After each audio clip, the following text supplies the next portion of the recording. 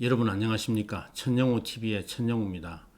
오늘은 한미동맹의 또 하나의 시한폭탄이 되고 있고 국내 정치적으로도 아주 민감한 방위비 분담 협상 문제를 한번 다루어 보겠습니다.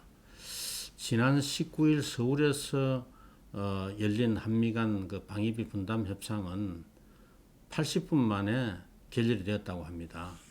전혀 놀랄 필요는 없습니다. 협상은 이제 시작 단계에 불과합니다. 모든 것이 합의될 때까지는 아무것도 합의된 게 없다.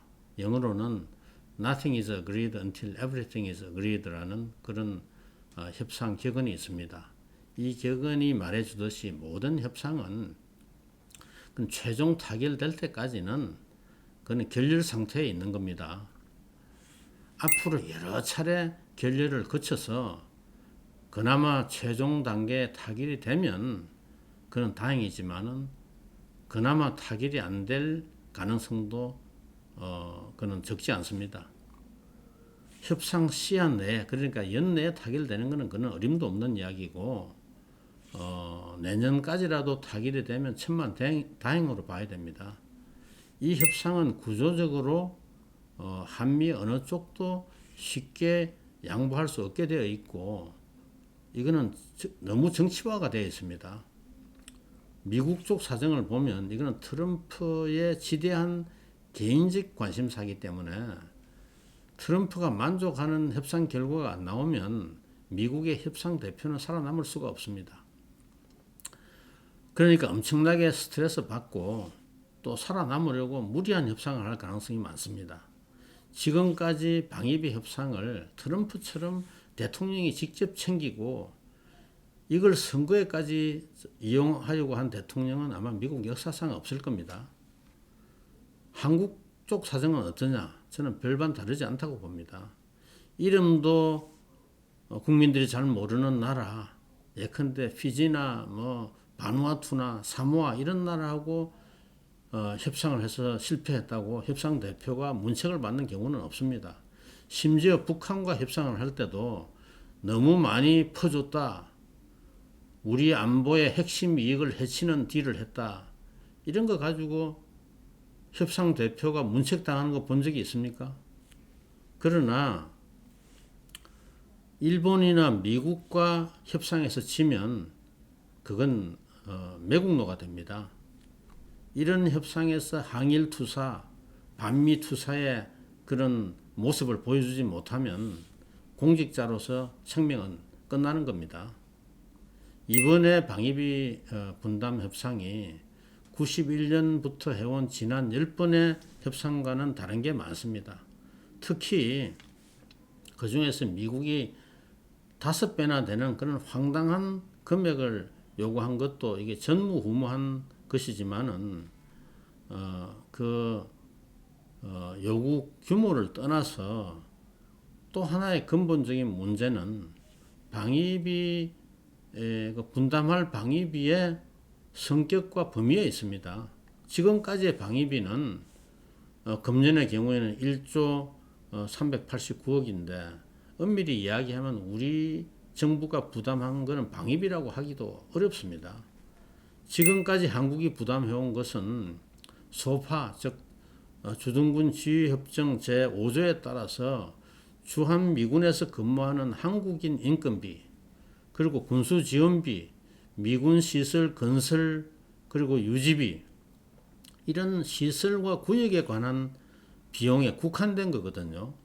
미국 군대의 유지에 따르는 모든 경비는 미국 정부가 부담한다는 소파 협정에 따라서 지금까지 미군이나 미국 군속들의 인건비, 미군이 들여오는 장비나 무기, 연합훈련 비용, 전략자산 전개 비용 이런 것은 모두 당연히 미국이 부담해왔고 한국은 일전 한 푼 낸 적이 없습니다. 이걸 잘 모르는 분들은 미국이 미군 주둔하는데 돈 한 푼 안 들이고 그냥 있기 때문에 우리가 나가라고 그래도 나갈 리가 없다 이런 이야기를 하는데 사실과 다릅니다. 그리고 우리가 지불하는 돈의 90% 이상은 한국인 근로자들의 그 임금비, 그리고 국내 기업 그 미군 시설 건설하고 유지하는 국내 기업에 다 돌아오는 겁니다. 주한 미군 주둔을 위해서 미국이 지출하는 예산은 우리가 시설과 구역 유지를 위해서 지불하는 비용보다 그 몇 배가 되지만은 지금까지는 당연히 미국이 부담하는 걸로 그렇게 되어 온 겁니다. 이걸 갑자기 이제부터 우리 보고 내라고 하기 때문에 이 큰 문제가 되는 겁니다. 연합훈련 비용과 항공모함 전단의 그 전개 비용, 폭격기 같은 그런 전략 자산의 전개 비용 이런 것까지 다 부담하려고 한다면 기존의 시설과 구역에 관한 협상의 틀을 완전히 벗어나고 또 소파 협정의 그 정신과 규정에도 맞지 않습니다. 그러면 앞으로 어떻게 협상을 해야 되냐? 저는 협상의 틀부터 바꿔야 된다고 봅니다. 미국이 먼저 우리가 분담할 방위비의 범위를 바꾸자고 요구한 것이기 때문에 먼저 소파부터 개정해서 이것을 위한 법적 근거부터 만들고 그 다음에 분담할 방위비의 범위와 종류, 항목, 분담 원칙 이런 거에 대해서 협상을 하는 게 순서입니다. 미국이 윽박 지른다고 해서 무조건 끌려갈 게 아니고 협상의 법적 근거부터 만들고 협상의 틀과 원칙을 바꾸는 협상부터 해야 됩니다. 방위비 분담 규모도 과거처럼 총액 협상을 할 게 아니고 항목별 실비 기준으로 바꿔야 됩니다. 항목과 원칙이 합의될 때까지는 총액 협상도 응하지 말고 버틸 때까지 버텨야 됩니다. 항목별로 한국이 부담할 것 그리고 미국이 부담할 것 이걸 분명하게 나누고 공동 부담해야 될 항목은 상황에 따라서 누가 얼마를 부담할 것인지를 미리 정해둬야 됩니다. 예컨대 전략자산 전개 경우에 미국이 우리가 요구하지 않는데도 자기들의 전략적 판단에 따라서 전개할 경우도 있을 테고 우리가 요구해서 전개할 경우가 있을 텐데 거기에 다 똑같은 분담 비율을 적용할 수는 없을 거거든요. 우리가 요구할 때는 우리가 대부분 다 부담하는 게 이치에 맞지만은 미국이 자기들의 스스로 판단에 따라서 전개하는 걸 우리가 다 부담하기는 그는 어렵지 않겠습니까? 그러니까 그런 것도 미리 다 어떤 분담 원칙을 정해줘야 된다 이런 말씀입니다. 그리고 액수가 늘어나더라도 그게 이치에 맞고 합리적 근거가 있는 그런 항목은 우리가 더 분담할 각오를 해야 됩니다. 그런데 이런 것을 위한 우리의 협상 카드는 뭐냐? 저는 국방비 정액을 협상 카드로 최대한 활용해야 된다고 봅니다. 문재인 정부가 칭찬받을 일은 금년 초에 발표한 국방중기계획에서 23년까지 국방 예산을 연평균 7.5% 늘리기로 하고 그 중에서 방위력 개선비 그게 전력 증강 예산이죠. 그거는 연평균 10.8% 정액하기로 했지 않습니까? 물론 북한의 핵 미사일 위협이 과거 어느 때보다 심각해진 그런 탓도 있겠지만은 전작권 전환 또 조건 충족을 위해서 불가피한 점도 있겠죠.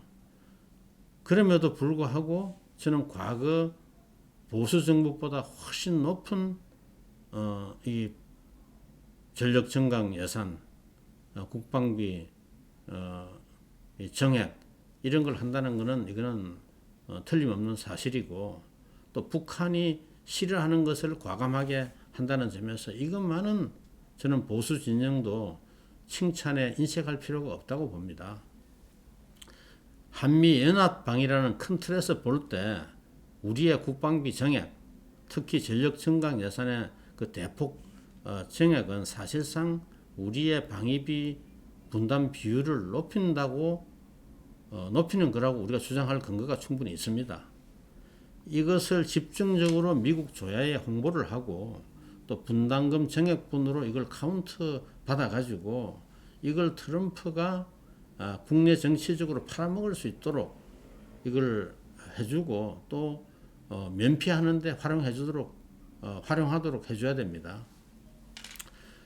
트럼프가 자기는 사실상 50억 불 받은 거나 다름없다고 유권자들한테 선전할 수 있게 만들어주고, 또 한국의 GDP에서 차지하는 국방비가 다른 어떤 동맹국들보다 훨씬 높다는 것도 집중 홍보를 해서 트럼프가 협상에서 성공했다고 자랑할 논리를 잘 만들어주는 게 중요합니다.